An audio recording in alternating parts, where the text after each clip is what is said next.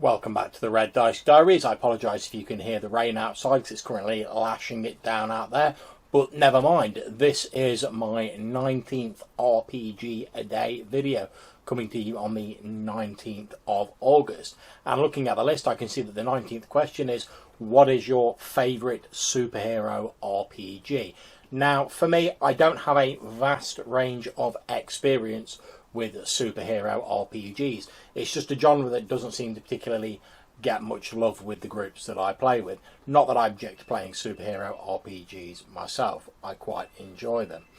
However, without a shadow of a doubt, of the superhero RPGs that I have played, my favourite is Wild Blue, written by Brian Engard. And this is one of the first Fate settings that I read in Evil Hat's Worlds of Fate 1 book, I believe it was. And the setting is a stroke of genius as far as I'm concerned. It posits an alien world that was colonised millennia ago by human colonists who, having crashed their ship, lost much of their technology and regressed to a more primitive lifestyle, eventually working their way back up to a technology level roughly analogous to that present in the Wild West. Now, that's not the only analogy to the Wild West. Originally on this planet there were native peoples, a strange sort of fey creature known as the Folk, but they were pushed into the margins and the Badlands by this wave of expansive colonists that arrived on the planet. What the colonists weren't aware of originally is that although the folk seemed very strange and magical and had these mysterious powers, the magics they possessed were actually an inherent part of the world. And as the generations passed and the colonists were born, lived and died on this world, of course this magic became a part of them as well. And eventually people with superpowers started to be born. Strange abilities, magical abilities. Now, the queen of the setting decided that the only way to effectively place these superpowered people, these people with these strange magical abilities, and also to protect them from bands of hostile folk who obviously and quite understandably weren't too happy about being pushed out of their ancestral lands, was to create an organisation of marshals, of lawkeepers, formed from these empowered people. And that's who the players portray in the default game.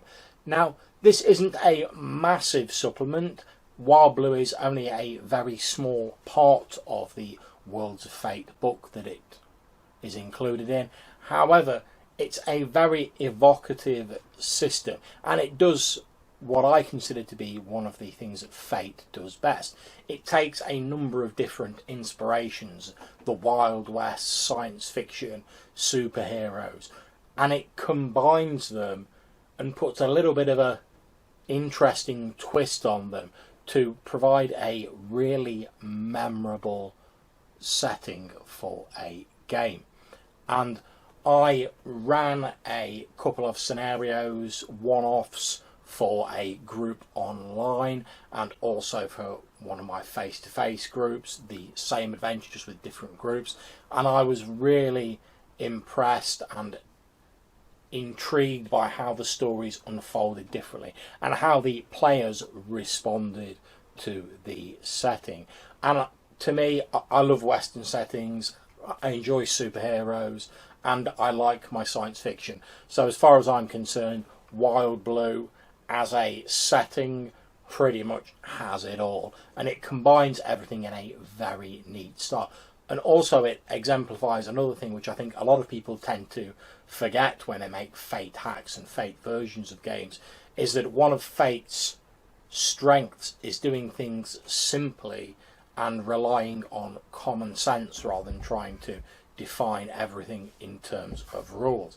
And this is something that's very obvious with how superpowers are portrayed in Wild Blue.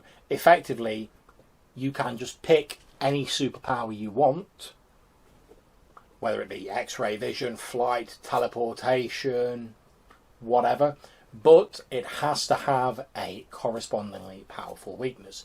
So the more high-powered your ability is, the more debilitating the weakness will be. And the game pretty much hands this idea over to the GM and the players and then says, there you go, here's a few ideas, we'll rely on your common sense and your sense of fair play to take it the rest of the way. And I really like that the game does that. If you were cynical, I suppose you could say that, well, it's just not very clearly defined, that there wasn't enough space to put a whole list of superpowers. However, I've run a few games in the setting, and I find that with the right group, this approach, as well as being fast and quick to create characters, gives you a very broad scope with which to paint your characters.